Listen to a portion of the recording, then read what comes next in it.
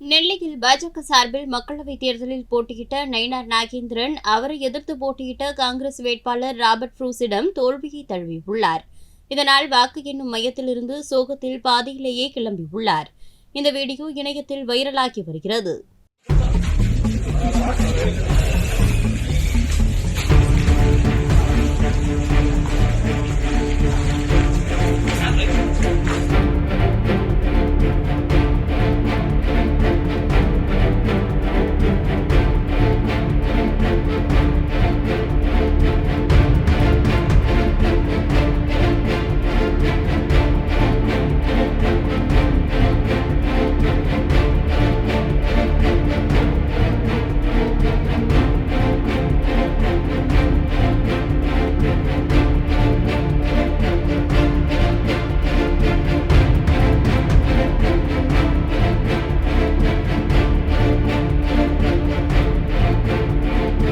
செய்திகளை உள்ளது உள்ளபடி தெரிந்து கொள்ள ரெஃப்ளெக்ட் நியூஸை சப்ஸ்கிரைப்